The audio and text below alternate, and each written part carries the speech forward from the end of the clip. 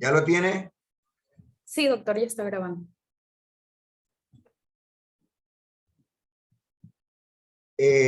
Antes de empezar la clase, quiero que sepan ustedes que además de tener ustedes la grabación de la clase, yo les voy a entregar también las diapositivas de todas las clases. Yo les voy a entregar las diapositivas. Es más, hoy, usted va a tener en el grupo de WhatsApp las diapositivas de todos los aparatos y sistemas que vamos a estudiar. Y en segundo lugar, va a tener también hoy un Word con las preguntas o cuestionario de todos los aparatos y sistemas que vamos a estudiar. Preguntas que le pueden servir a usted como una guía para prepararse para las lecciones. De tal manera que no necesita tratar de tomar todos los apuntes durante la clase, porque eso hace que uno pierda la atención. Si usted cree que estoy diciendo algo importante, anótelo, pero no trate de escribir todo, porque usted va a tener las diapositivas y va a tener la grabación. Y además va a tener un cuestionario. A continuación, ¿cómo vamos a evaluarlos durante este periodo? Vamos a tener nosotros 3 lecciones. Estas lecciones van a ser de 15 puntos. La primera lección, el próximo sábado. Es decir, lo que vamos a estudiar sábado y domingo, lo vamos a tomar el próximo sábado. Lo que estudiamos la siguiente semana, igualmente lo tomaremos como lección el siguiente sábado. Y así lo haremos 3 sábados seguidos. Y con eso tendremos 3 notas de 15, que da 45.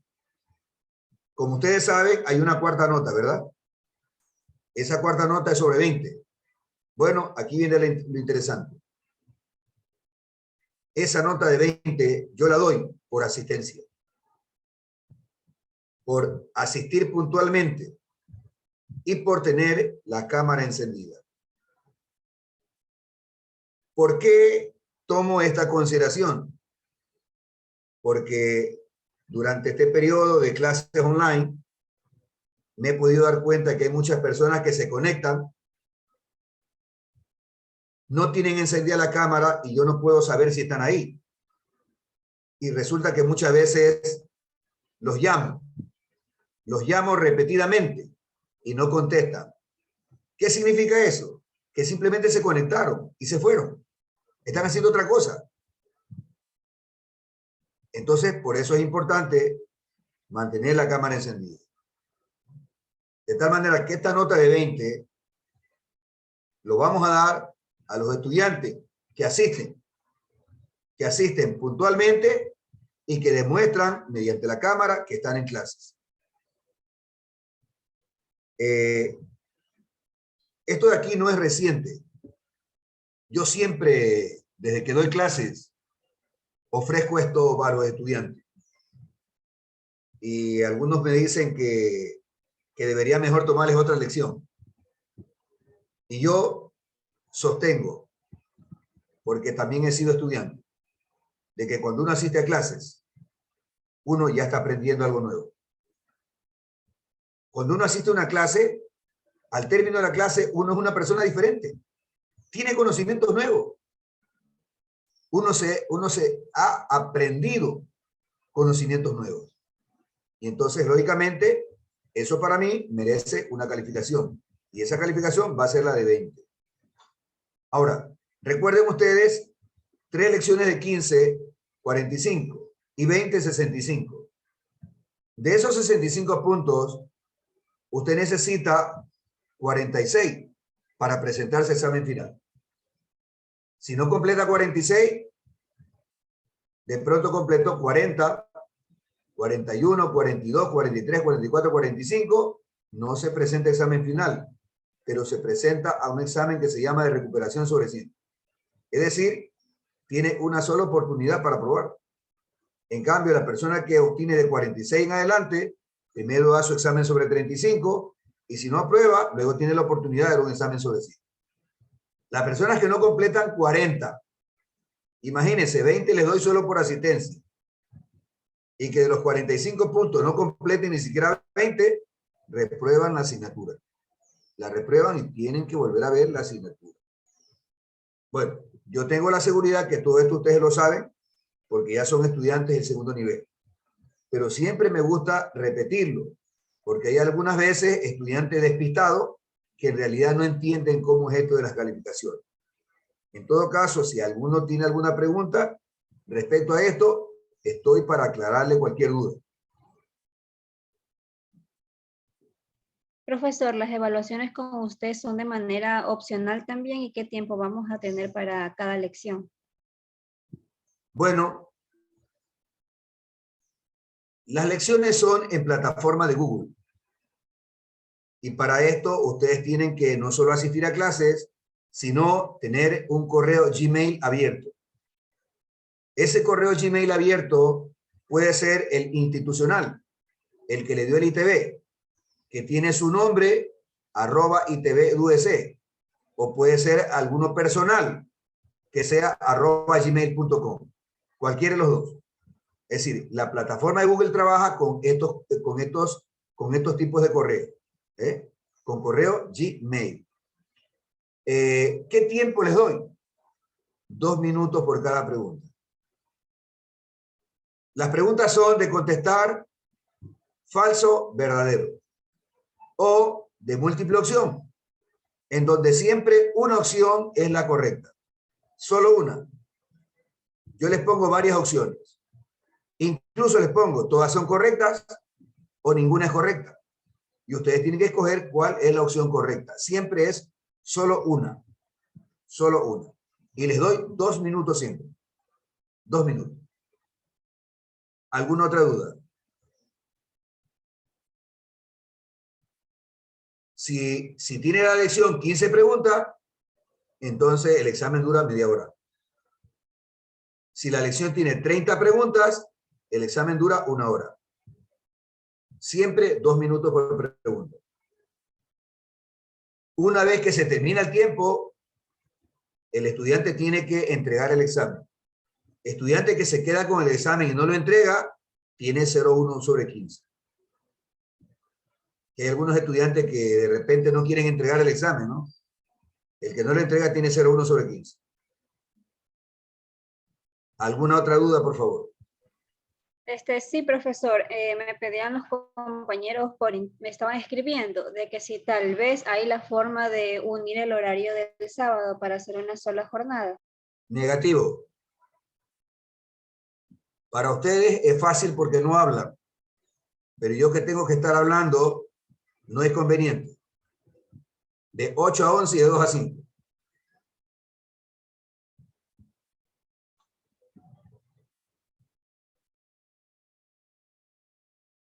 ¿Alguna otra duda, inquietud?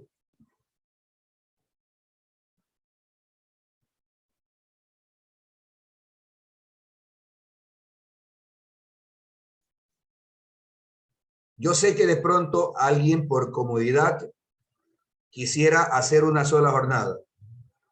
Pero, señores, nosotros somos pedagogos, ¿ya? Y no es pedagógico el estar conectado tantas horas. Eso no es correcto. Si otro profesor lo acepta, está muy bien, me parece bien, no lo discuto.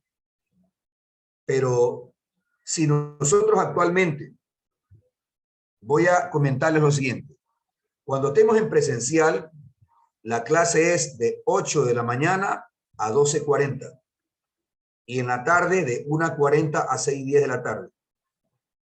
Y si hacemos ahora de 8 a 11 y de 2 a 5, es precisamente para que no estén tanto tiempo conectados, porque ya conocemos que el estar tanto tiempo conectado provoca cansancio en el estudiante y el estudiante no tiene toda la capacidad de aprendizaje para conectarse durante la clase. Y los días domingos estamos dando clase online de 8 a 12, pero los domingos son de 8 de la mañana a 2:10 de la tarde. Así que esos son los horarios que pronto ya estaremos cumpliendo una vez que la autoridad ya nos mande los horarios con los que vamos a regresar a clase. porque no sé si ustedes saben que ya el COE Nacional autorizó la clase presencial. ¿Lo saben o no? Sí, profesora. Sí. Sí, ya nos dijeron que van a ser presenciales. Así No nos es. dan fecha todavía. Ya el COE Nacional autorizó presencial 100%, aforo 100%. En el tecnológico se están haciendo al momento los ajustes necesarios para en el momento que nos digan regresar a clases. Bueno, empezamos. Entonces vamos a estudiar aparato circulatorio. El aparato circulatorio resulta de la unión de dos sistemas. El sistema circulatorio y el sistema linfático. Es decir, cuando estudiamos en conjunto sistema circulatorio y sistema linfático, estamos estudiando aparato circulatorio. Al aparato circulatorio también se lo llama aparato cardiovascular. Al sistema circulatorio también se lo llama sistema cardiovascular. Pero dejo en claro, el aparato circulatorio que vamos a estudiar comprende dos sistemas. El sistema circulatorio o cardiovascular y el sistema linfático. Vamos empezando a estudiar el sistema cardiovascular.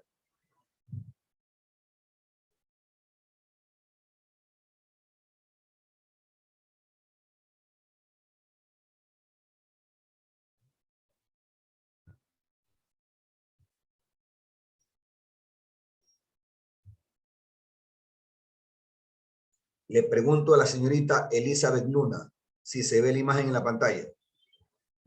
Sí, sí se ve, profesora. Muy bien.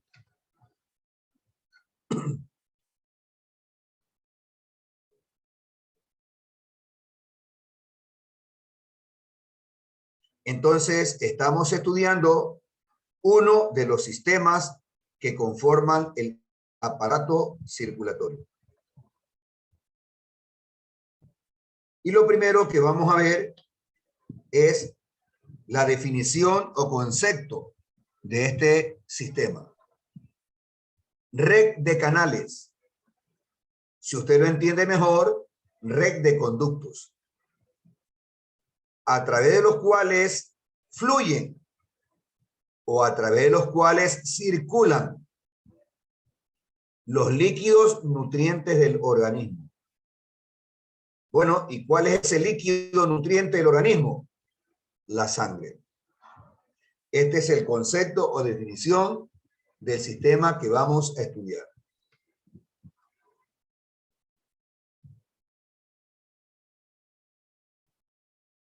¿Cuáles son sus componentes? Bueno, en lo que tiene que ver con sus componentes, tenemos el corazón, tenemos los vasos sanguíneos, como son las arterias, arteriolas y capilares arteriales, las venas, vénulas y capilares venosos, y finalmente la sangre, donde encontramos los glóbulos rojos, los glóbulos blancos, las plaquetas y la parte líquida que se llama plasma. Estos son los 4 componentes que tiene el sistema circulatorio.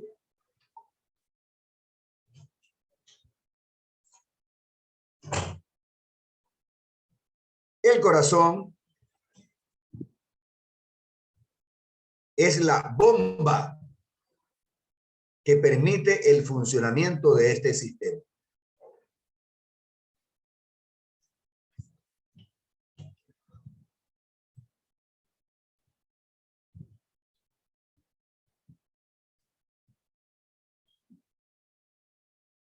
Los vasos sanguíneos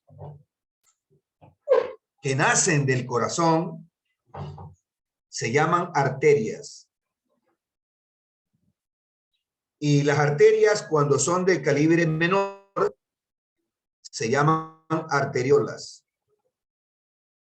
Y cuando tienen el grosor de un cabello, se llaman capilares. Son conductos del grosor de un cabello y se llaman capilares.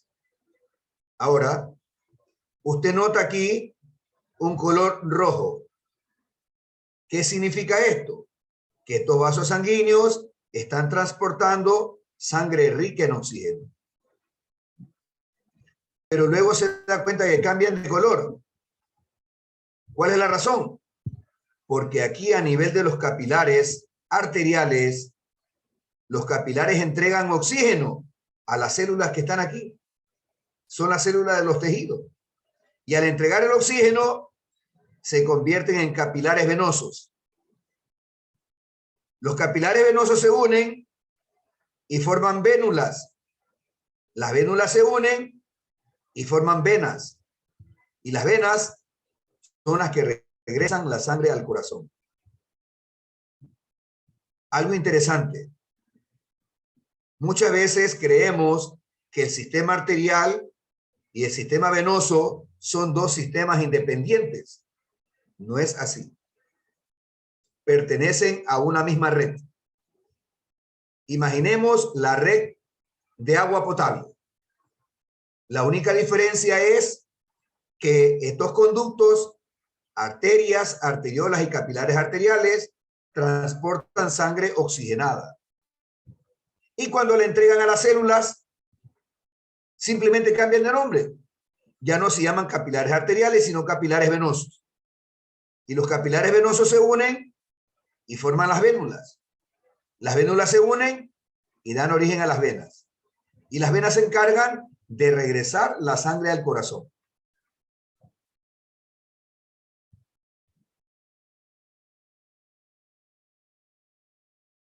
El otro componente es la sangre. La sangre tiene células y tiene fragmentos celulares. Por eso muchas veces yo prefiero no utilizar el término células sanguíneas, sino elementos figurados de la sangre. Porque, por ejemplo, aquí tenemos glóbulo blanco, el monocito, el neutrófilo, el eosinófilo, el basófilo, el macrófago, son glóbulos blancos. Aquí tenemos el glóbulo rojo, eritrocito. Bueno, todas estas son células, pero las plaquetas que están aquí no son células. Son fragmentos celulares. Ya vamos a explicarlo detenidamente más adelante. Por eso, en vez del término células sanguíneas, mejor es decir elementos figurados de la sangre. Y el otro componente de la sangre es una parte líquida de color amarillento que se llama plasma sanguíneo.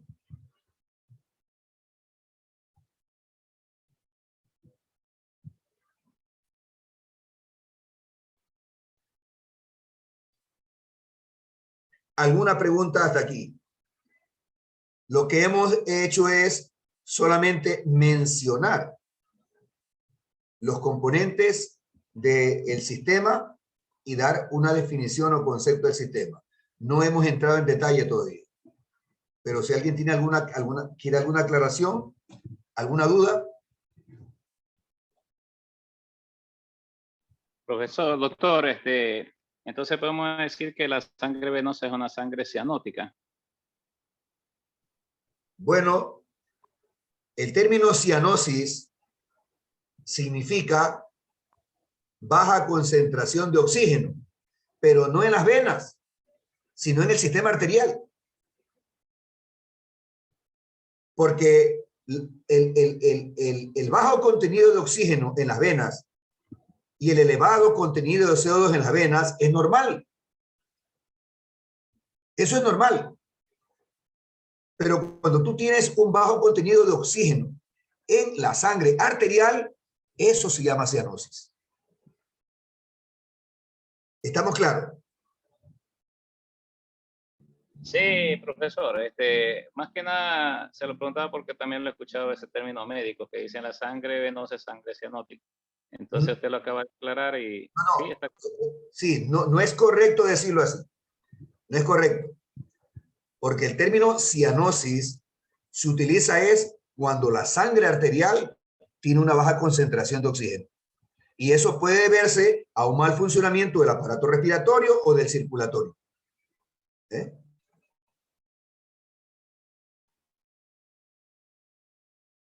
eso es, tenemos una baja concentración de oxígeno en la sangre venosa, ¿de acuerdo? Pero yo no le digo tú estás cianótico, ni usted me dice, doctor, usted está cianótico, negativo. Pero si de pronto en tu sangre arterial o en la mía presentamos una baja concentración de oxígeno, eso puede manifestarse, que de repente nuestros labios se vean morados, o que los pulpejos de los dedos se vean morados. Eso es cianosis. Una pregunta, doctor. ¿Por qué cuando hay un susto, un miedo, o le pusieron un arma, se ponen los labios pálidos, se pone el rostro pálido? ¿Es cianosis o no? ¿O qué sucede en ese caso? No, en ese caso no hay cianosis. En ese caso no hay cianosis. Bueno, cuando tú sufres un asalto, nosotros recibimos dos tipos de estímulos. Uno, el estímulo visual. Estamos viendo al malandro y estamos viendo el arma que nos está enseñando. Un estímulo visual. ¿De acuerdo? Luego tenemos un estímulo auditivo, que es el susto, el insulto, porque nos insultan. Nos agreden verbalmente. Nos dicen hijo de tal y te piden lo que quieren. Entonces, estímulo auditivo. Estos estímulos viajan rápidamente al cerebro. El cerebro los procesa y enseguida sabe que usted está en riesgo. ¿Y qué hace el cerebro? Pone a trabajar entonces a una glándula de su cuerpo que se llama suprarrenal. Y la glándula suprarrenal comienza a producir adrenalina. Y esa adrenalina es la que hace que te pongas pálido. La frecuencia cardíaca aumenta. Y además tienes la sensación de querer correr. Porque se produce en ese momento algo que se llama reflejo de huida. Hay personas que ante estos dos estímulos reaccionan y salen corriendo. Y eso es normal, esa es una reacción normal. Pero es producida por la adrenalina. ¿De acuerdo? Entonces la adrenalina te eleva la presión, la adrenalina te aumenta la frecuencia cardíaca, la adrenalina te produce vasoconstricción y la vasoconstricción es lo que te produce la palidez. Esa es la respuesta, mi querido amigo. Gracias, doctor.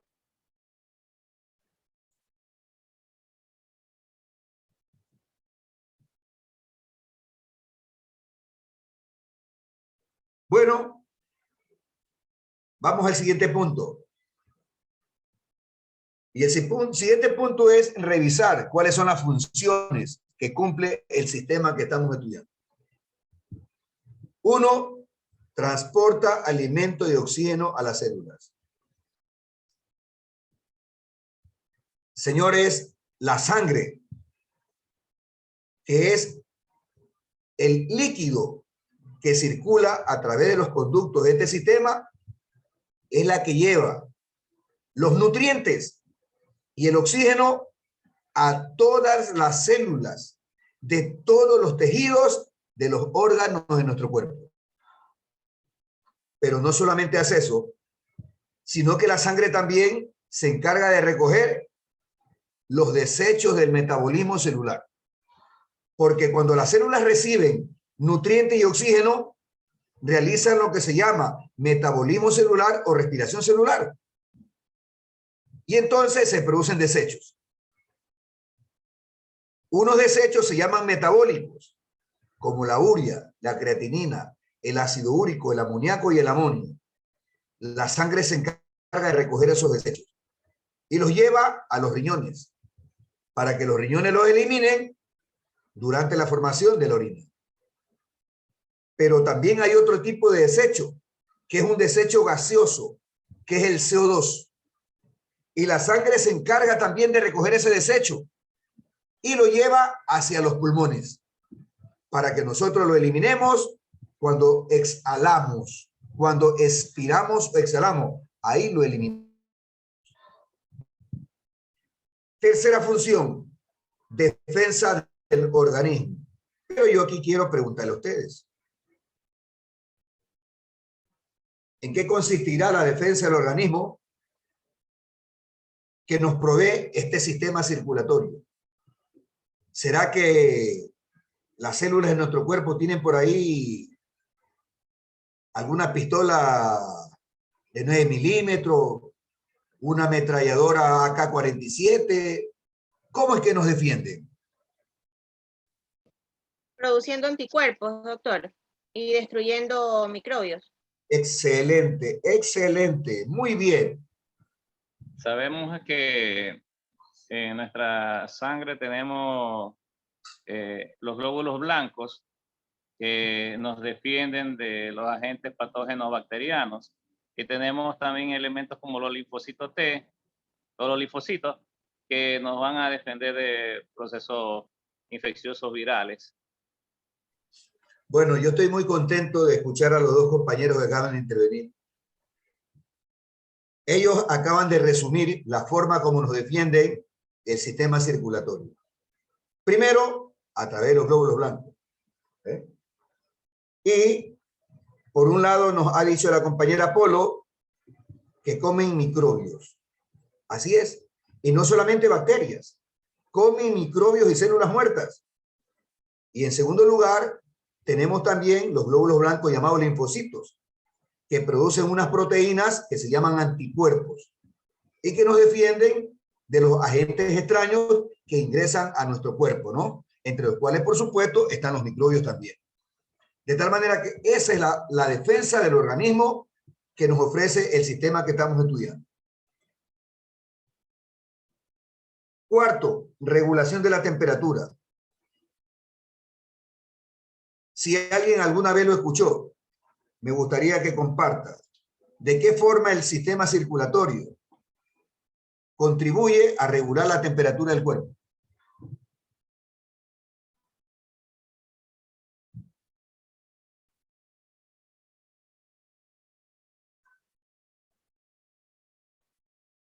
Bueno, creo que entonces es algo nuevo para ustedes. Y lo vamos a explicar de la siguiente manera. ¿Alguna vez usted ha estado junto a una persona que ha sufrido una baja brusca de presión arterial? O sea, un colapso circulatorio, una baja brusca de presión arterial. ¿Cómo está la persona? Fría, aparte de Pálida, sudorosa. Usted lo acaba de decir. Pálida, fría y sudorosa. Fría. Temperatura. Temperatura. ¿Qué significa esto? Que cuando el sistema está funcionando regularmente y la presión arterial está normal, usted tiene una temperatura normal en su cuerpo. Pero si la presión arterial baja, entonces su cuerpo experimenta frialdad. Segundo, ¿usted alguna vez ha estado junto a una persona con hemorragia? No me refiero a un poquito de sangre, ¿no? A hemorragia de verdad. ¿Cómo está la persona? También está Pálida igualmente.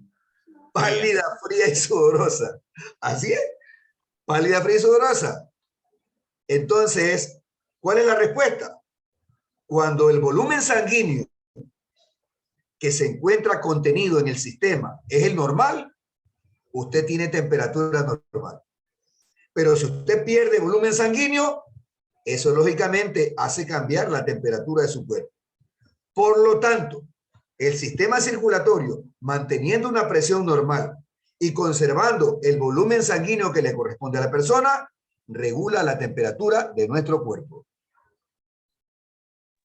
Doctor, una pregunta, cuando la persona pierde volumen de sangre, ese es el llamado shock hipovolémico. Me alegro mucho por las preguntas que hace el compañero Joffre. Me encanta cuando hay estudiantes que hacen preguntas destacadas. Bueno, el shock hipovolémico es el nombre que se le da a las manifestaciones clínicas cuando se produce una caída brusca de la presión. ¿De acuerdo? Eso se llama shock hipovolémico. Pero en este caso se debe a pérdida sanguínea. Porque dice hipovolémico, o sea, a pérdida del volumen. Entonces, solamente voy a agregar algo para que quede claro, Jofre. Las manifestaciones clínicas empiezan cuando se pierde el 20% del volumen. Es decir, usted puede haber perdido el 5% del volumen de sangre y usted no siente nada. Usted puede haber perdido el 10, el 15, no siente nada. Pero cuando pierde más del 20%, ahí se empiezan a sentir las manifestaciones clínicas del shock hipovolémico. Palidez, frialdad, sudoración, taquicardia, náuseas, vómito, combatividad. Y finalmente muere si no lo resuelve. Así es. Vamos a la siguiente. Transporte de hormonas.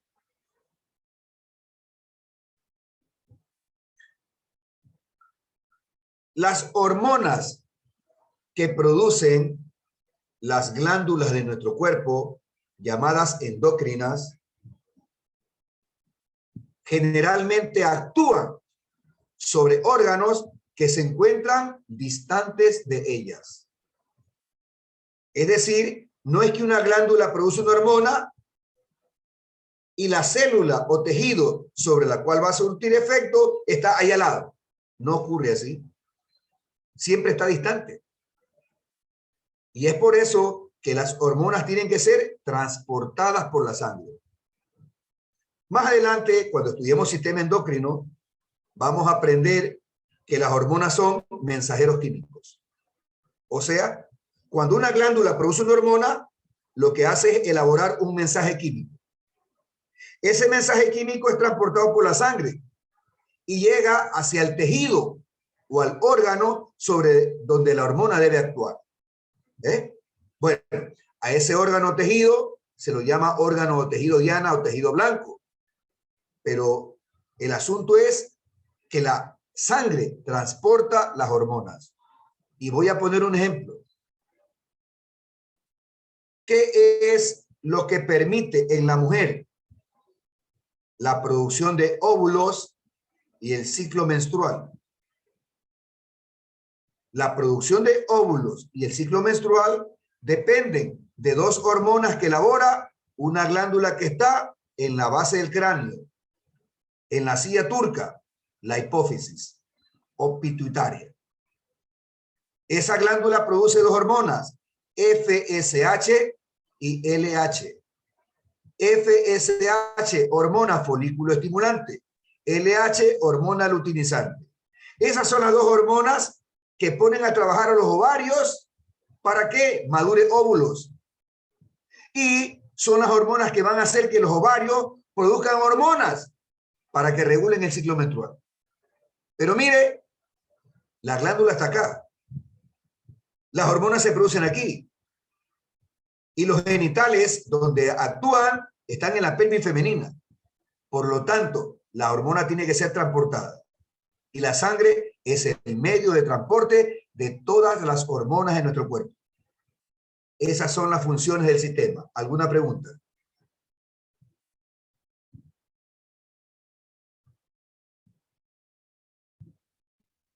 ¿Existe en algún momento algo que impida ese transporte de las hormonas luteinizantes? Algo que impida ese viaje y llegue al lugar que tiene que llegar. Lo único que impediría que llegue y que no se realice el transporte es que el sistema no esté funcionando o que algún vaso sanguíneo por donde deba atravesar esté obstruido. Imaginemos nosotros que la arteria uterina tenga una obstrucción grave o que las arterias ováricas tengan una obstrucción grave. Entonces, lógicamente, la sangre no va a poder llegar hacia los órganos donde las hormonas están haciendo su efecto. Pero mientras el sistema esté funcionando, no hay nada que impida el transporte. En todo caso, los trastornos hormonales no son por problemas de transporte. los trastornos hormonales, que los vamos a estudiar más adelante, se deben a que la glándula trabaja demasiado o que la glándula trabaja muy poco. Lo que se llama hiperfunción o hipofunción. Eso sí origina trastorno, pero el transporte no. Doctor, o sea, cuando la mujer ya cumple lo que le llaman la menopausia y ya no tiene su ciclo menstrual, ¿eso qué? Eso es lo que usted dice, la disminución de la producción de la hormona. Por supuesto que sí. Cuando la mujer llega a su climaterio o menopausia, significa que ya deja de madurar óvulos. Y esto es porque los ovarios ya no maduran óvulos. Y los ovarios no solamente que ya no maduran óvulos, sino que ya no producen progesterona y estrógenos, que son las sustancias que controlan el ciclo menstrual. Entonces la mujer ya no se embaraza y la mujer ya no tiene menstruación. Pero se debe a que la cantidad de hormonas que produce la hipófisis ya disminuye lógicamente. Doctor, lo mismo pasa en los varones. Se podría decir así, cuando existe que tienen problemas de... O sea, esto sirve para la reproducción, ¿no?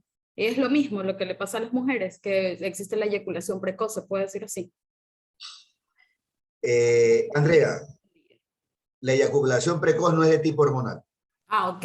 Eso quería saber. Es emocional. Ok. Pero Es igual, emocional. y también, o sea, se puede decir cómo, porque igual, o sea, los varones son como que igual pueden seguir ellos reproducirse, se puede decir así, no tanto como las mujeres. Bueno, podemos decir que la naturaleza tiene diferencia tanto en el hombre como en la mujer. Por ejemplo, la mujer generalmente, los 45 años, generalmente ya deja de ovular y ya no puede concebir. Pero hay hombres que tienen 45, 50, 55, 60 años y aún tienen hijos. Hay otros que a veces tienen 70 años y también tienen hijos, aunque ya no se parecen a ellos, ¿no? Suele pasar, doctor. Doctor, perdón, otra pregunta de la eyaculación precoz y eso usted me está diciendo que eso es ¿qué me dijo? Perdón, Es emocional, Andrea. Es emocional, ok. Cuando usted quiera, escríbame por interno y yo le puedo explicar y puedo de pronto dar más luz sobre la situación. ¿De acuerdo? Sí. No, okay. Es que, o sea, estaba como que confundida en esa parte. O sea, no es como que necesite mucha información, pero es que estaba como que si era eso lo que pasaba. O sea, si era hormonal, perdón. No. Okay. Lo que son... es hormonal es la disfunción eréctil. Ok. O sea, la incapacidad en el hombre de tener una erección suficiente que le permita tener una relación sexual normal, eso es hormonal. Pero el que un hombre tenga un orgasmo muy rápido, eso no es hormonal. Eso es emocional. Y eso no se soluciona con hormonas. Negativo. En cambio, lógicamente, el otro problema sí es de tipo hormonal. ¿Por qué? Porque la erección tiene que ver con las concentraciones de testosterona, que es la hormona masculina, lógicamente, ¿no? Aunque en la actualidad existen tratamientos, lógicamente, para ese tipo de problemas, ¿no? ¿Ya? Actualmente existen tratamientos.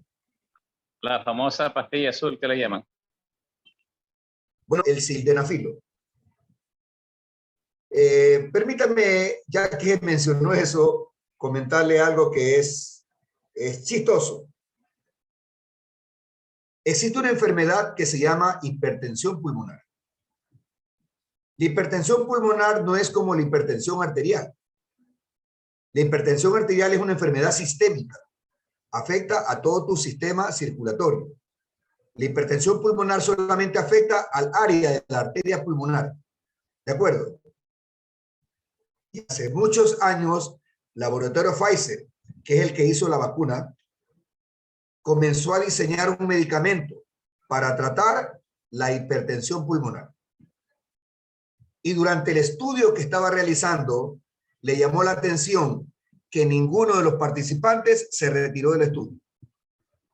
Y que todos los participantes llegaban puntualmente a retirar su tratamiento.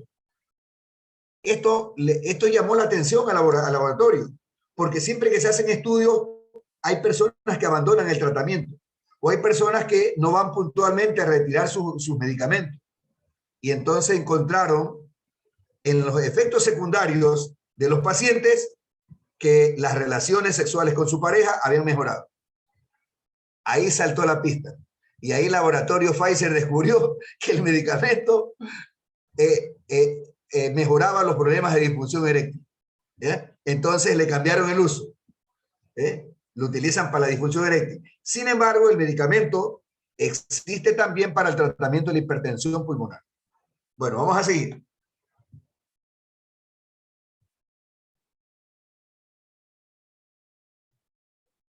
Bueno, esta imagen es para que ustedes aprecien cómo los nutrientes se absorben en las vellosidades intestinales, pasan a la sangre, luego los nutrientes se entregan a las células de los tejidos a nivel de los capilares arteriales.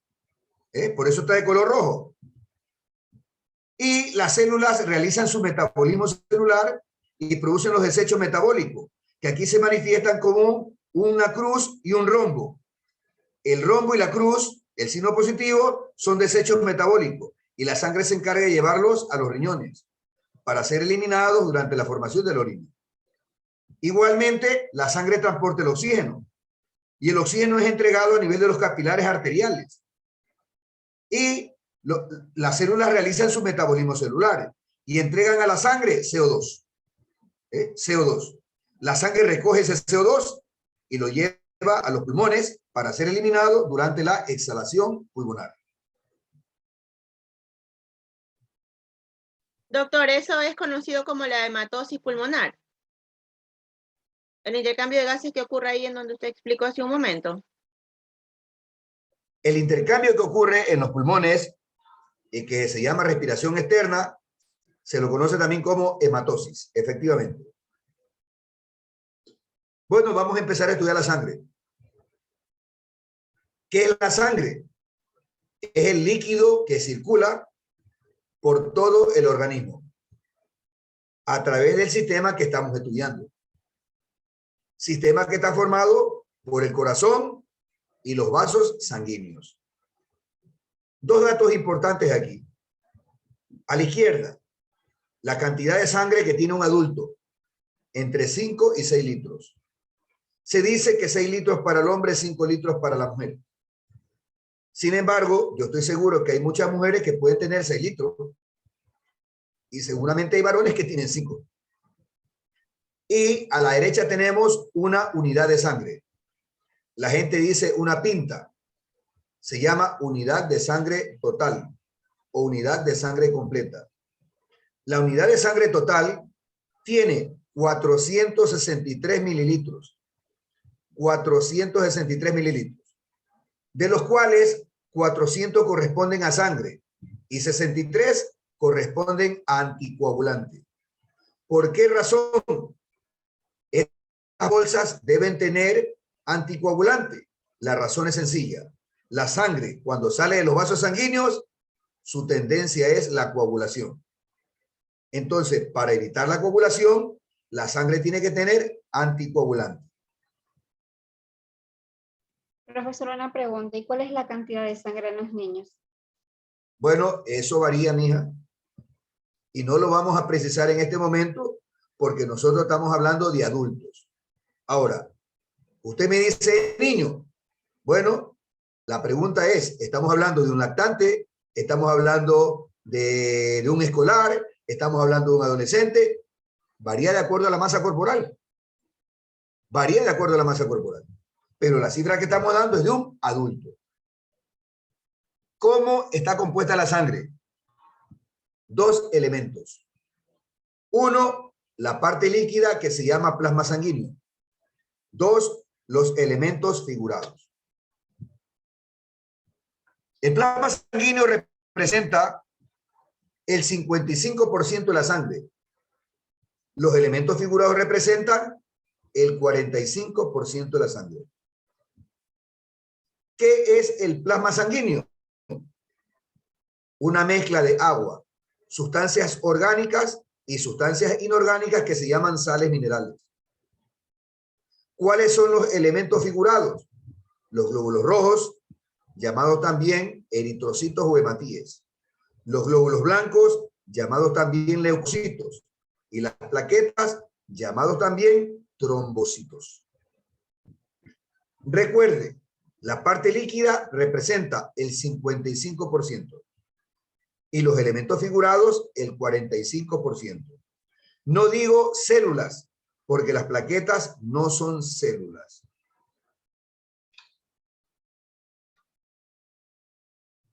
Y vamos a estudiar el plasma sanguíneo. El plasma sanguíneo es la parte líquida de la sangre. Características físicas: salado, amarillento y viscoso. Cuando hablamos de viscoso, nos referimos a la viscosidad que tiene la clara de huevo. Así es la viscosidad de la sangre. En esta parte líquida flotan los demás componentes de la sangre. ¿A cuáles nos referimos? A las sustancias orgánicas, las sustancias inorgánicas y los elementos figurados. El plasma sanguíneo es la parte líquida que transporta los alimentos y también transporta las sustancias de desechos. Eso lo explicamos hace un momento en las funciones. Ahora, cuando se coagula la sangre, origina algo que se llama suero sanguíneo. Y no es lo mismo decir suero sanguíneo que plasma sanguíneo. Arriba tenemos una bolsa o unidad de plasma sanguíneo. Tiene 250 mililitros o 250 centímetros cúbicos. Es decir, un cuarto de litro. Abajo hemos puesto en un tubo de ensayo sangre. Y hemos dejado la sangre en reposo. Y luego nos hemos dado cuenta que ha ocurrido la formación de un coágulo, el cual se deposita hacia el fondo del tubo, mientras que en la parte superficial queda un líquido amarillento. Ese líquido amarillento se llama suero sanguíneo. ¿Por qué yo no lo llamo plasma sanguíneo? No es lo mismo. No es lo mismo. Y la diferencia es la siguiente. El plasma sanguíneo es un líquido rico en factores de coagulación. El suero sanguíneo es pobre en factores de coagulación. ¿Por qué? Porque los factores de coagulación se gastaron formando este coágulo. Es decir, cuando se formó este coágulo, se consumieron los factores de coagulación que estaban presentes en la sangre. Por lo tanto, el plasma sanguíneo es rico en factores de coagulación. El suero sanguíneo es pobre en factores de coagulación. Y por supuesto tienen usos distintos. El plasma sanguíneo lo utilizamos nosotros para administrar a pacientes cuando han sufrido de pronto múltiples accidentes y han tenido muchas heridas.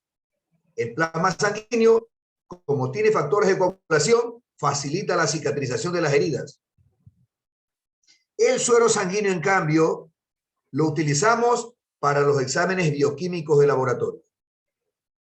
Cuando usted le van a hacer glucosa, colesterol, triglicéridos, enzimas hepáticas, etcétera, se hace con este líquido, con el suero sanguíneo. En cambio, usted alguna vez ha escuchado en el hospital que a un paciente le dicen, le solicitan 2 unidades de plasma fresco. Bueno, lo que están queriendo es, primeramente, las proteínas que están aquí. Y en segundo lugar, los factores de coagulación.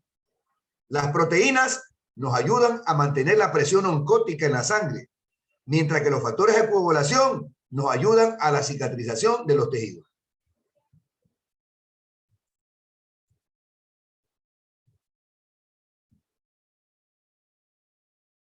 Mire usted, en el tubo, sangre. Y ahora se está formando aquí un coágulo, ¿eh? Y está quedando acá arriba suero sanguíneo. No es lo mismo plasma sanguíneo que suero sanguíneo. Entonces, hemos dicho que el plasma sanguíneo es amarillo, salado, viscoso. Y algo interesante, el 90% del plasma es agua. Agua. Y el 10% es sustancias orgánicas y sustancias inorgánicas. Quiere decir que la parte líquida de la sangre, su principal componente es el agua. Por eso es que el agua es tan importante en el ser humano. Y ahora usted puede entender por qué una deshidratación puede matar a una persona. Porque el agua es el elemento básico de la sangre. De tal manera que debemos mantener siempre una hidratación adecuada para que el plasma sanguíneo esté funcionando adecuadamente. Ahora, de ese 10% de sustancias orgánicas e inorgánicas, encontramos proteínas plasmáticas. Las proteínas son sustancias orgánicas, como por ejemplo la albúmina. La albúmina que hay en el plasma es la misma albúmina de la clara de huevo. Es la misma. Es la misma proteína. Otra proteína es la globulina y otra proteína es el fibrinógeno. Estas tres proteínas son las que le dan la viscosidad que tiene la sangre. La globulina es importante porque esta proteína sirve de transporte para hormonas y vitaminas. O sea, imagínese usted que las hormonas necesitan ir de un sitio a otro. Bueno, en vez de coger la guagua, se trepan en una globulina. En vez de coger la tricimoto, se trepan en una globulina.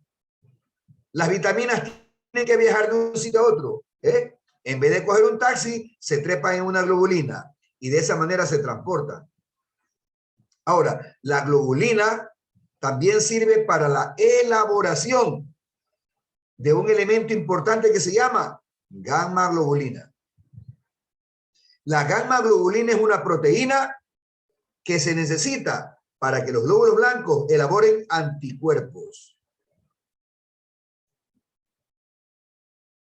A veces hay pacientes que terminan una enfermedad infecciosa y al poco tiempo otra vez están en una enfermedad infecciosa. Ni bien se recuperan y otra vez caen en una enfermedad infecciosa. Yo no sé si usted lo ha escuchado. De pronto el médico le dice, te voy a mejorar las defensas. ¿Y qué es lo que le mandan a administrar? Gamma globulinas. ¿Y cuál es la finalidad? Los glóbulos blancos utilizan la gamma globulina para formar anticuerpos. Y hemos dicho que los anticuerpos son un medio de defensa. Doctor, cuando la persona llega a la tercera edad y pasa en años, se le hace difícil absorber estos elementos de la sangre, fijarlo, como la proteína, la albúmina y esas cosas. Eso depende de la dieta y el estado general de salud de la persona. Porque no todo adulto mayor es una persona débil o enferma. Hay muchos adultos mayores que son personas sanas. Y por supuesto, tienen que ver con la dieta, con la forma como se alimentan y el estilo de vida que llevan. De tal manera que no podemos generalizar. ¿Ya? No podemos generalizar. O sea, más bien eso se vería en personas adultas con antecedentes como la diabetes, quizás la hipertensión, que se les hace difícil absorber estos elementos, albúmina y proteínas. ¿Sería ahí? Mira, la albúmina no es difícil de absorber, ¿no? La globulina la elabora el hígado. Es decir, si tú tienes un hígado sano, tu hígado elabora albúmina, globulina, fibrinógeno. Pero tiene que estar tu hígado sano. Ahora, la albúmina es la misma albúmina del huevo. Cuando nosotros tenemos pacientes que de pronto necesitamos que nos ayuden a cicatrizar heridas o que tienen problemas renales, ¿qué le mandamos a comer? La clarita de huevo. Y se absorbe sin ningún problema, a menos que el paciente tenga alguna enfermedad intestinal que impida la absorción, ¿no? Pero si fuera eso, nosotros albúmina la ponemos entonces por intravenosa. Normalmente el hígado la produce, pero cuando hay enfermedad hepática que no se produce, entonces se puede mandar por la boca, que es la clara de huevo, o se puede inyectar en frascos. Se puede inyectar por vía intravenosa. Pero como te digo hace un momento, depende del estado de salud de la persona, ¿no? Del estilo de vida. Imagínate, si ha sido un alcohólico, lógico que va a tener problemas con la albúmina, porque ese hígado no va a producir albúmina en cantidad normal. Y eso es lo que posteriormente produce que de repente tienen problemas de edemas.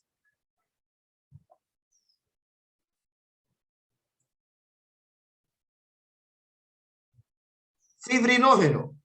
Bueno, otra proteína importante que encontramos en la sangre.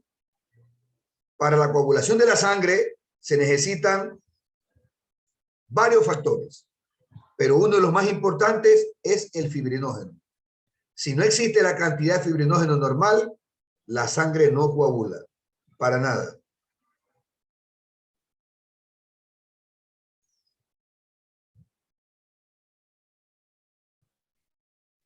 Profesor, una pregunta fuera de clase, disculpe, ¿a qué hora vamos a tener el receso para el desayuno? Bueno, vamos a tener ahorita a las 9:30, en 4 minutos más. ¿De acuerdo? Ok, gracias. Bueno, la verdad es que usualmente yo sé a las 9 ya ir a desayunar. Lo que pasa es que hoy ya vine desayunando. Nosotros no, profesor. Yo mismo me preparé mi desayuno hoy tempranito. Bueno, vamos a terminar esta diapositiva y pasamos a desayunar. Listo. Sales minerales son sustancias inorgánicas que encontramos en el plasma, como el ion cloruro, el ion bicarbonato, fosfato de calcio, el sodio, potasio, etc. Encontramos también en el plasma sanguíneo nutrientes, que son sustancias orgánicas, como la glucosa, ácidos grasos, aminoácidos y vitaminas. También encontramos en el plasma sanguíneo gases, como el anhídrido carbónico, el oxígeno, el nitrógeno, pero siempre en mayor proporción el CO2 y el O2. Encontramos sustancias orgánicas reguladoras también en el plasma sanguíneo, como enzimas y hormonas. Encontramos sustancias de desecho, inorgánicas, como la urea, amoníaco, ácido úrico, y también sustancias orgánicas, como los anticuerpos, que son los que ayudan a combatir las partículas extrañas. Bueno, y entonces después del receso vamos a comenzar a estudiar los elementos figurados, glóbulos rojos. Pero antes, si alguien tiene alguna duda hasta aquí, pregunte.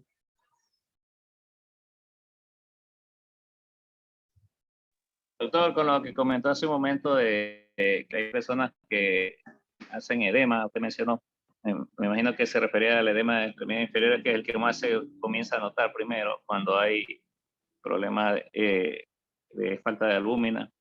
La hipoalbuminemia, lógico. La hipoalbuminemia te puede dar edema de tobillos, de pie, pero también te puede de repente dematizar de pies a cabeza.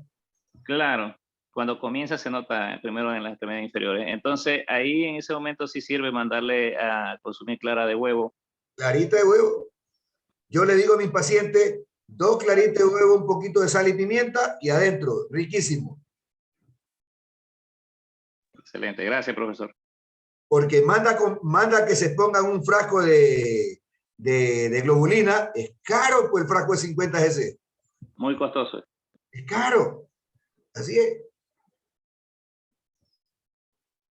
Y si no es diabético, que haga la clarita, así como espumilla, batido. ¿Ya?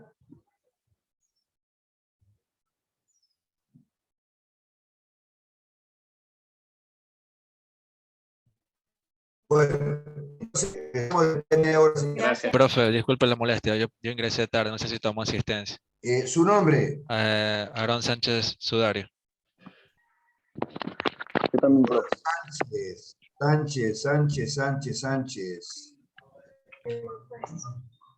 Sánchez Sudario, le ponemos atraso. ¿Y aquí más? Profe, Paredes, Paredes. Carlos, Paredes, le ponemos atraso. Carlos Cedeño, profe. Carlos.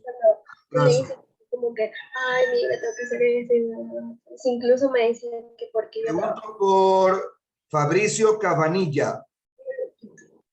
En fin, como le dije, personalmente... Toscan Casa. Realmente ya, que sea. Solange Farfán. Y tratarlas con respeto, nada más. Bueno, no ser conectado.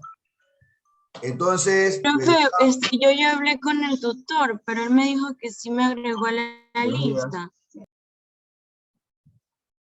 Espérese un momentito, señorita Medina, no se desconecte.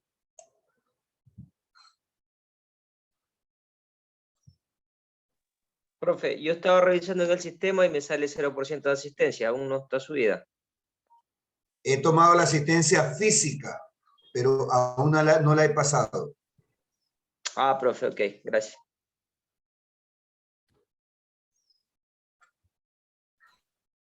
Voy a actualizar la lista para ver si aparece la señorita Medina.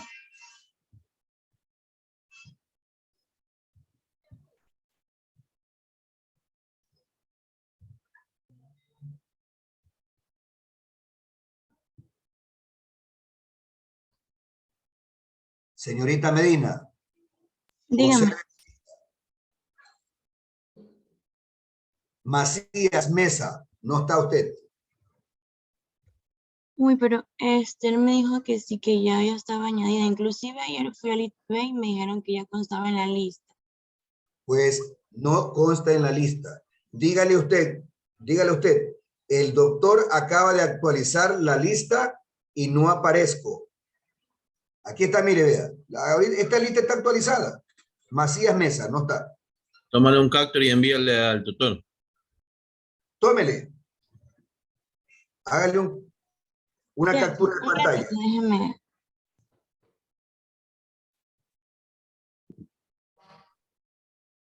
Lo que él seguramente le está diciendo es que en teoría usted sí está en este curso, pero en la práctica no consta aún. Ya, licenciado, gracias, ya le hice. Muy bien. Buen provecho entonces.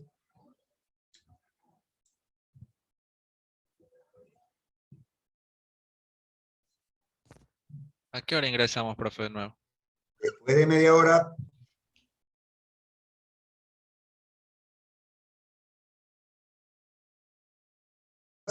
En árabes inyectables. Pero cuando se trata de anemia por cantidad de glóbulos rojos menor, hay que utilizar hierro, ácido fólico, complejo B, que son los elementos necesarios para la formación. ¿Cuánto vive un glóbulo rojo? Perdón.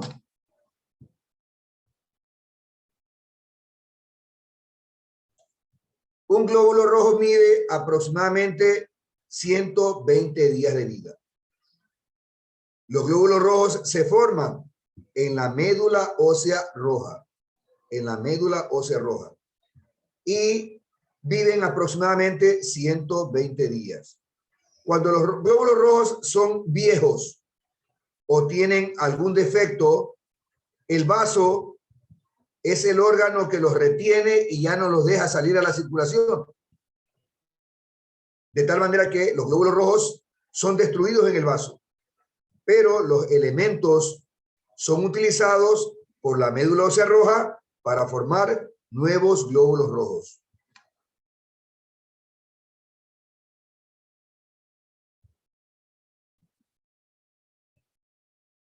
Los glóbulos blancos se llaman así porque no tienen color.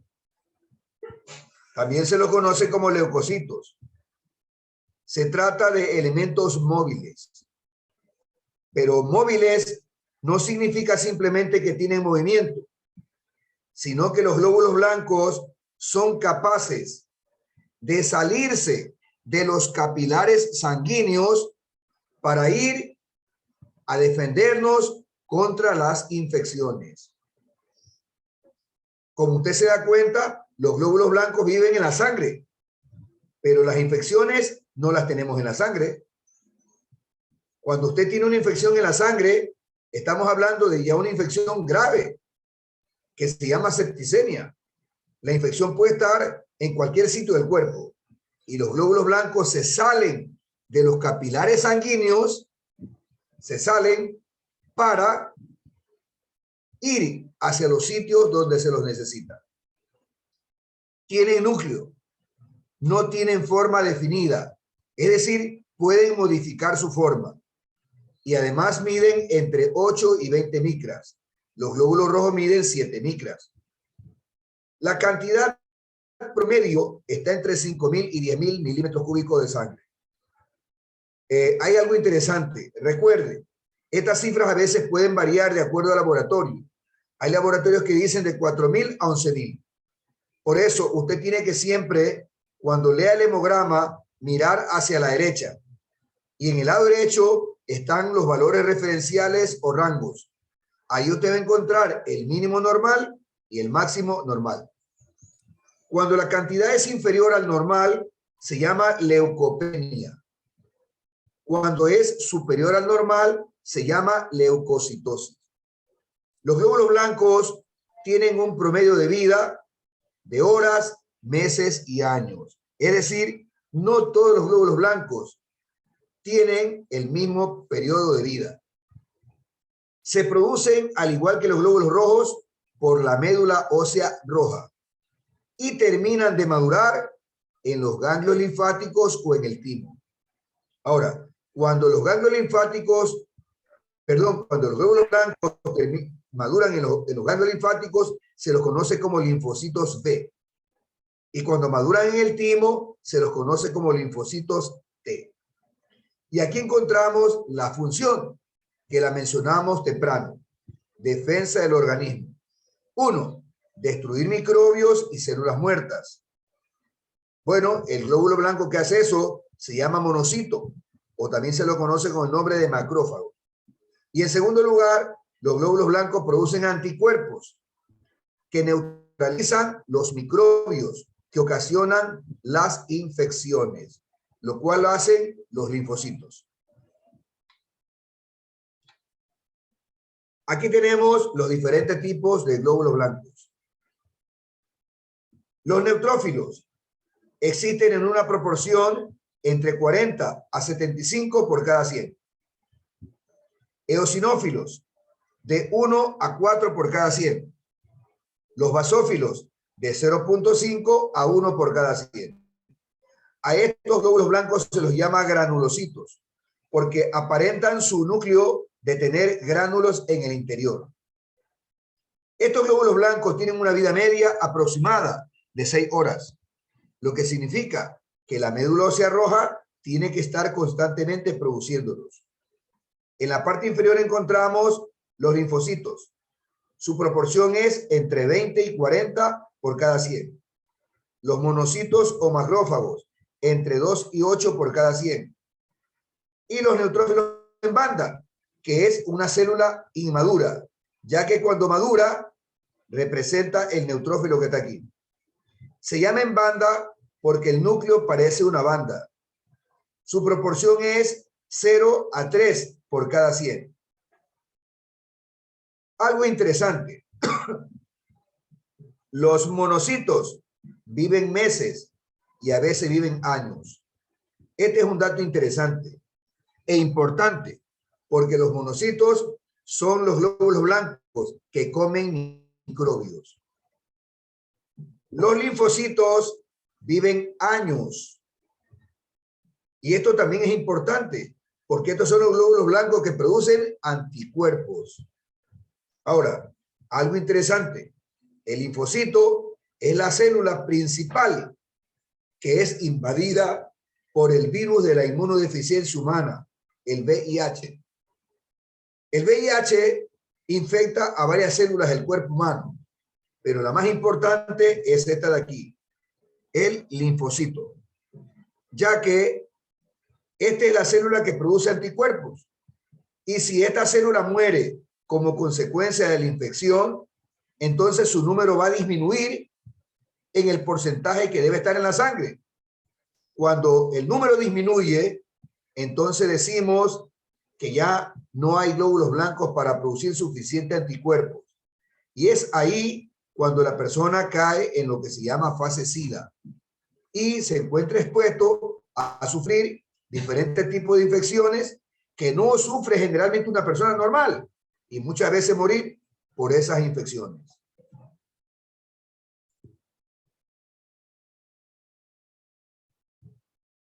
Las plaquetas. Se las llama también trombocitos. Son incoloras, son de forma irregular, miden de 2 a 4 micras de diámetro. No son células, son fragmentos celulares. La médula ósea roja produce una célula que se llama megacariocito. Y esta célula llamada megacariocito, cuando ya está madura, esta célula sufre una fractura, se rompe y cada pedacito se llama plaqueta. La proporción está entre 150.000 y 400.000 por cada milímetro cúbico de sangre. Cuando existe menos de los 150.000, decimos trombopenia. Y cuando hay más del normal, decimos trombocitosis. Las plaquetas viven en promedio de 5 a 10 días. ¿Cuál es la función que tienen? Taponar las heridas para evitar las hemorragias. Y hasta aquí hemos revisado los elementos figurados de la sangre: glóbulos rojos, glóbulos blancos y plaquetas.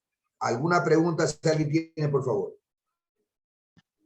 Doctora, hay pacientes a los que le mandan a tomar la aspirina para prevenir algún infarto.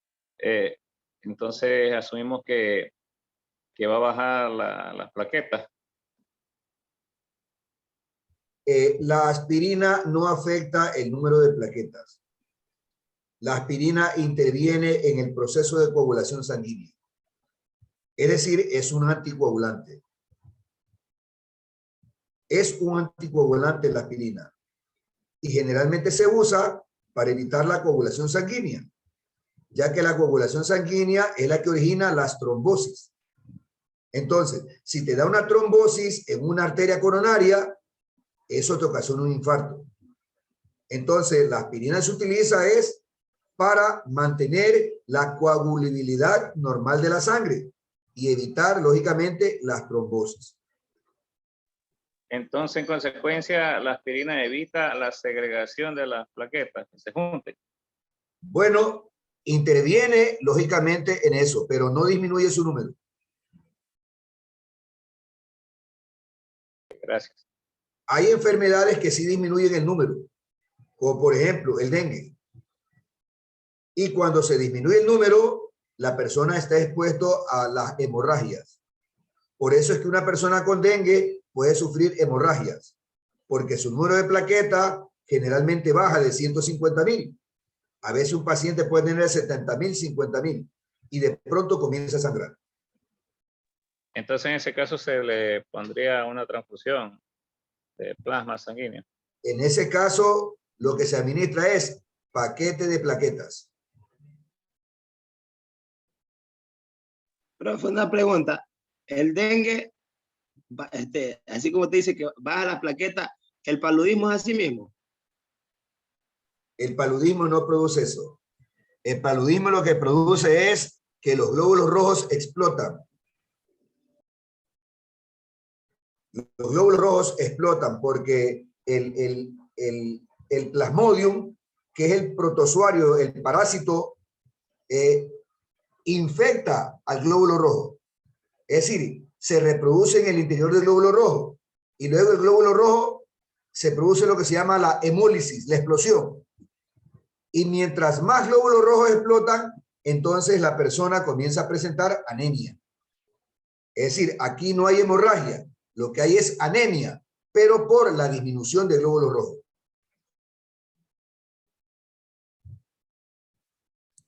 Doctor, Gracias, en doctor. cuanto usted comentaba lo del asunto de los laboratorios, que ellos pueden poner un stand, o sea, un rango a los valores.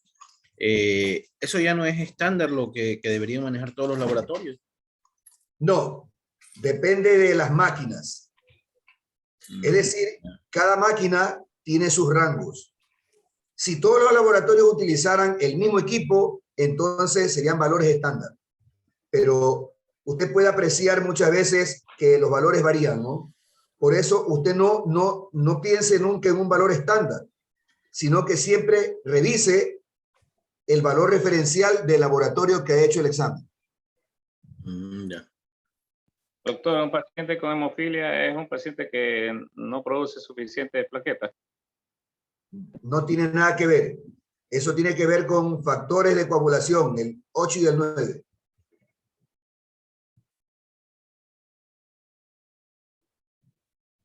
Yo les decía a ustedes que para la coagulación sanguínea se necesitan no solamente plaquetas, se necesitan factores, y son 12. ¿De acuerdo? Y entonces, cuando faltan, por ejemplo, el factor 9, por decirle, ¿ya? Que se llama hemofilia A, entonces la persona de pronto se golpea y comienza el vaso sanguíneo a sangrar y no para el sangrado. No para el sangrado, porque no se puede producir la coagulación normal, porque está faltando ese factor. Doctor, la diferencia entre plasma ¿Cómo se le sanguíneo dio? y plaqueta, ¿cuál sería? ¿Perdón? La diferencia entre plasma sanguíneo y plaqueta. Bueno, hay una diferencia grandísima. El plasma sanguíneo es la parte líquida de la sangre. La plaqueta es uno de los elementos que se encuentra en el plasma sanguíneo. La plaqueta es un elemento figurado de la sangre. Ya lo dijimos hace un rato. Plasma sanguíneo, 55%. Agua, sustancias orgánicas e inorgánicas. En cambio, los elementos figurados son glóbulos rojos, glóbulos blancos y plaquetas. Son dos cosas totalmente diferentes. Y en el caso de la coagulación, porque los dos hablan de eso. ¿Perdón? En el caso de la coagulación, porque en los dos se resalta esa parte. No le entiendo la pregunta.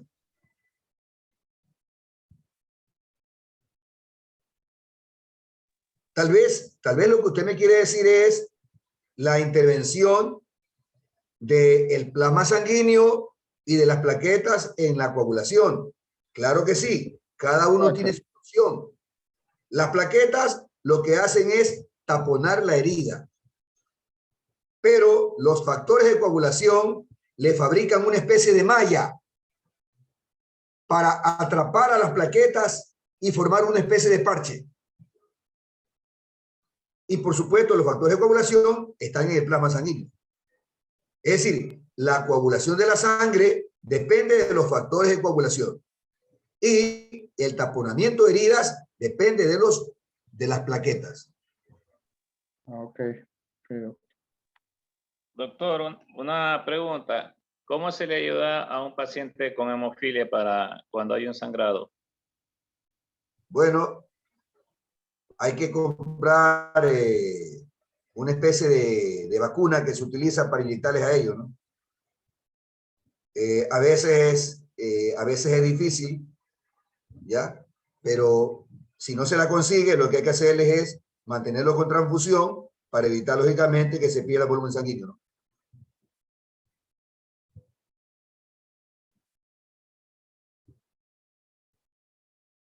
Vamos a continuar.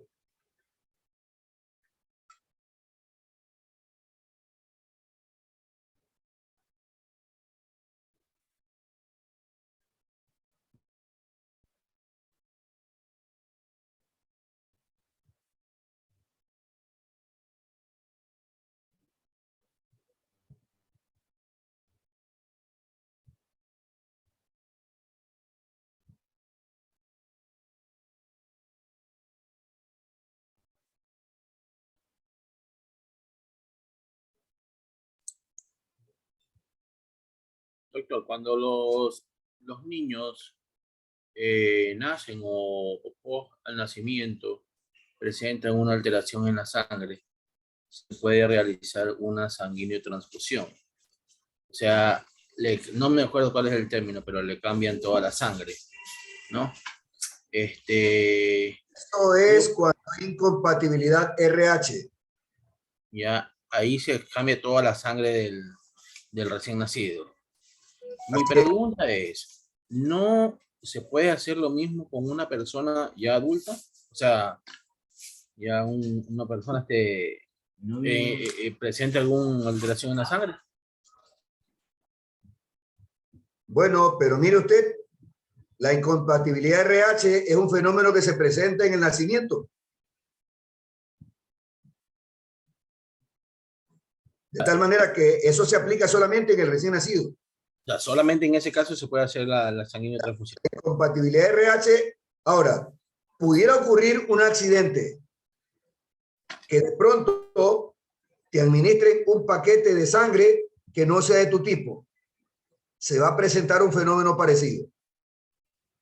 Entonces, ahí, lógicamente, se puede hacer lo mismo.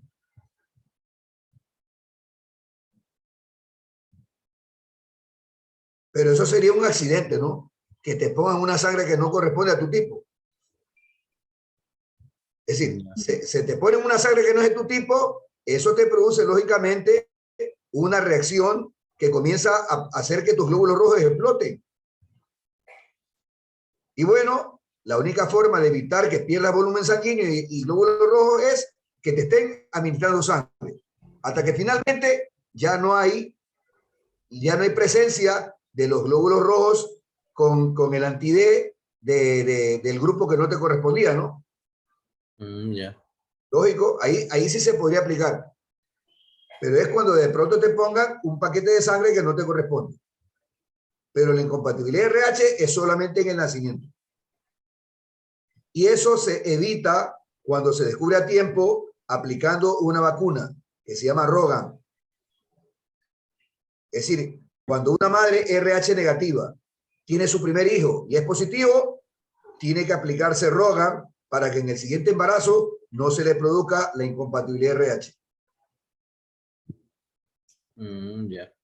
Listo, doctor. Un segundito. Uy, Dios santo.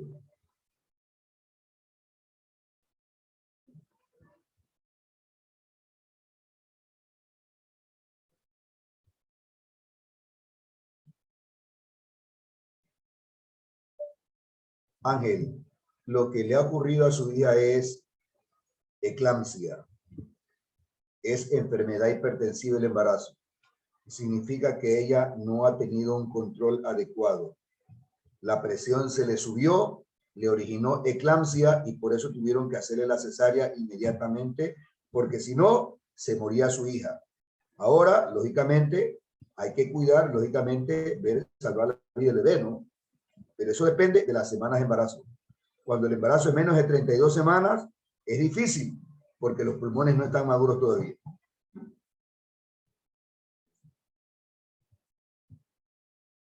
Bueno, vamos a estudiar ahora el corazón.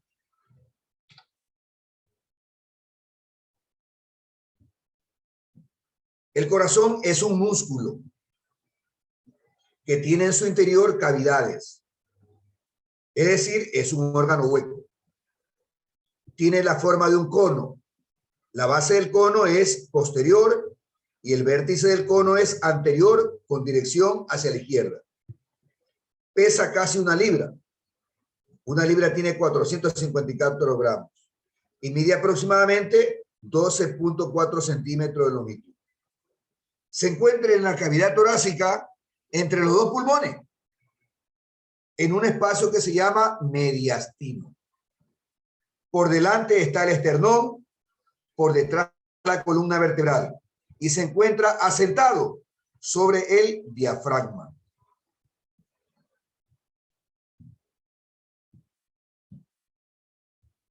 Presenta 3 capas este órgano.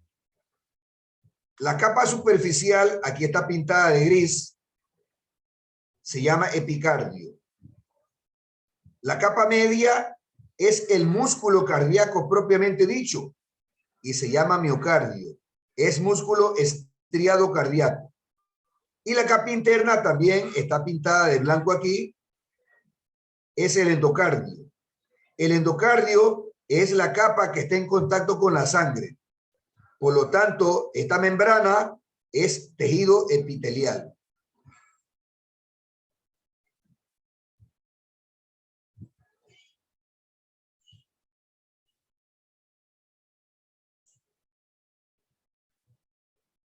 El endocardio es la capa interna.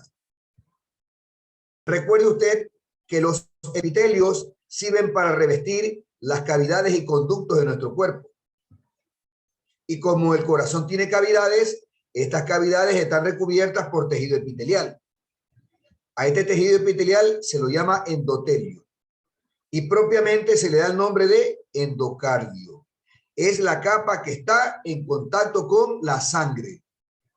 Aquí, en esta capa que es la interna, encontramos unas fibras que se llaman de Purkinje, que pertenecen al sistema de conducción, que lo vamos a ver más adelante.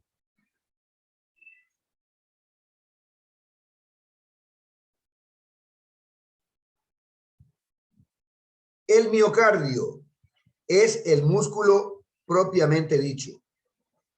Es el músculo estriado cardíaco. Este es el encargado de contraerse para sacar la sangre de sus cavidades. Ahora, es interesante apreciar, mire el grosor del músculo en las aurículas. Es una capa delgada.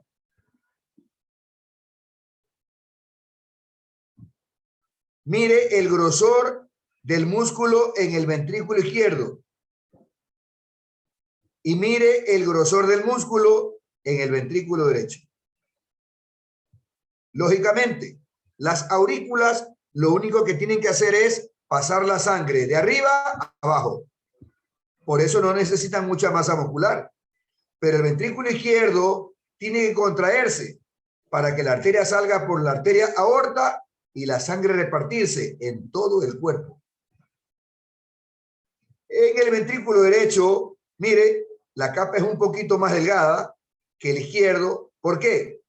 Porque la sangre sale por aquí, disparada por la arteria pulmonar.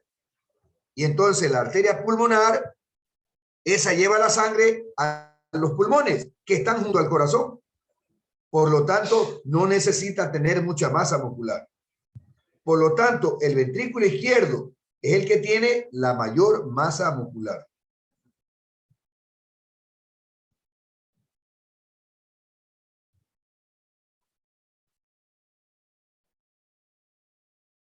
El epicardio es la capa que está sobre el corazón, o sea, la capa externa. Aquí está pintada de color amarillo.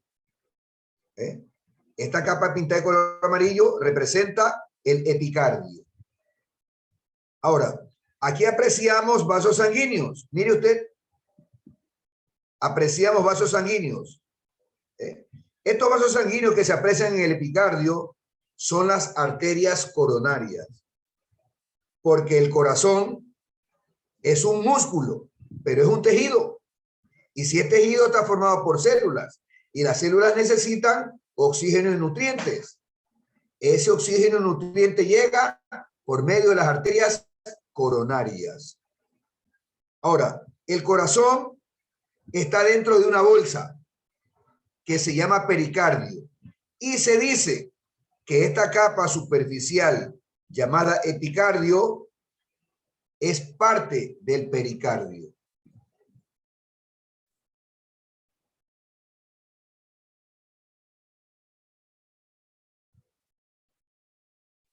Aquí apreciamos externamente el pericardio.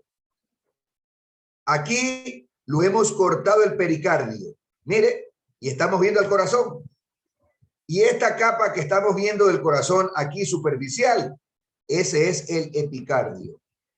Por eso se dice que esta capa de aquí proviene de esta de acá. Entonces, ¿cuáles son las capas del corazón? Desde dentro hacia afuera. Endocardio, miocardio y epicardio. ¿Cuáles son las capas del corazón? Desde fuera hacia adentro. Epicardio, miocardio y endocardio. Y la bolsa que envuelve al corazón se llama pericardio.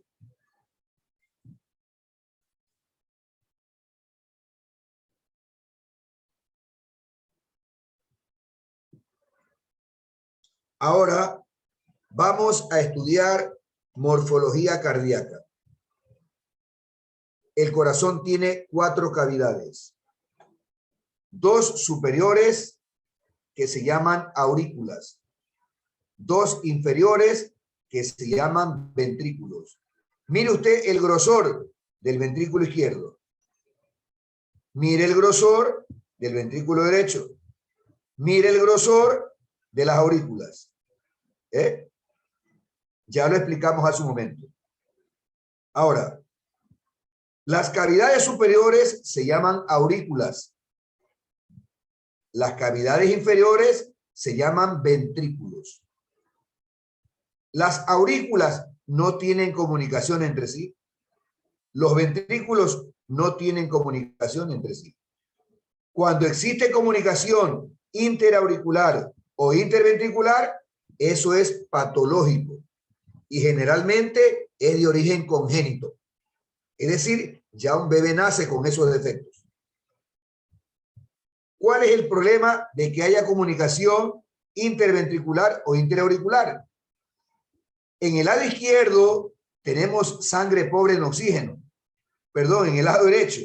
Y en el lado izquierdo, sangre rica en oxígeno. Y como la sangre en el lado izquierdo está a mayor presión, entonces sangre del lado izquierdo se va hacia el lado derecho, disminuyendo la cantidad de sangre oxigenada, ¿no? Pero bueno, estas son cosas patológicas y congénitas.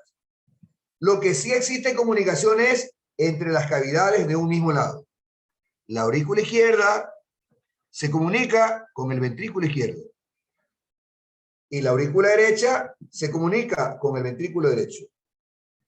Y la comunicación es esta compuerta que está aquí, que se llama válvula. Esta compuerta está formada por 2 hojas. Se llama válvula mitral o también se llama bicúspide. Entonces, cuando la sangre pasa de la aurícula izquierda al ventrículo izquierdo, es porque se ha abierto la válvula mitral o bicúspide. La aurícula derecha está comunicada en cambio con el ventrículo derecho por esta otra válvula, que tiene 3 hojas. La mitral tiene solo 2 hojas, pero esa compuerta tiene 3 hojas. Por eso se llama tricúspide. Cuando la tricúspide se abre, la sangre pasa de la aurícula derecha al ventrículo derecho. Ahora, preste atención. Cuando se contraen los ventrículos, la sangre sale del ventrículo izquierdo por esta arteria. Es la arteria aorta. Esta arteria es la principal arteria del cuerpo humano. Pero cuando se contraen los ventrículos, la sangre sale del ventrículo derecho por esta otra arteria. Es la arteria pulmonar. La arteria pulmonar que luego se divide en izquierda para el pulmón izquierdo y derecha para el pulmón derecho. Ahora, la sangre que sale de la aorta va a ser la sangre que lleva oxígeno y nutrientes a todo el organismo. Pero esa sangre tiene que regresar al corazón. Y esa sangre regresa al corazón por medio de estas 2 venas. Vena cava superior y vena cava inferior. Pero la sangre que regresa es sangre pobre en oxígeno. Y llega a la aurícula derecha. La sangre pobre en oxígeno pasa de la aurícula derecha al ventrículo derecho. Y cuando se contrae el momento a la arteria pulmonar, pulmonar, a la rama izquierda, pulmón izquierdo, rama derecha, pulmón derecho. Y pregunto yo, ¿a qué va la sangre con el oxígeno a los pulmones? Oxigenación. La dosis, ¿le recuerda? La sangre luego ya está oxigenada. Tiene que regresar al corazón, pero regresa por 4 venas. 1, 2, 3 y 4. Se llaman venas pulmonares. Venas pulmonares, 2 venas pulmonares derecha del pulmón derecho y 2 venas pulmonares izquierda del pulmón izquierdo. Las 4 venas desembocan aquí, en la aurícula izquierda. Entonces, la sangre oxigenada llega a la aurícula izquierda. Cuando las aurículas se contraen, la sangre pasa de la aurícula izquierda al ventrículo izquierdo, pero previamente se abre la válvula mitral. Cuando los ventrículos se contraen, la sangre sale del ventrículo izquierdo hacia la arteria aorta, pero para eso tiene que abrirse esta válvula que está aquí. Se llama sigmoidea aórtica. Cuando la sangre ya pasó, se cierra la válvula sigmoidea aórtica para que la sangre no regrese al ventrículo izquierdo. Y esta sangre va llevando oxígeno y nutrientes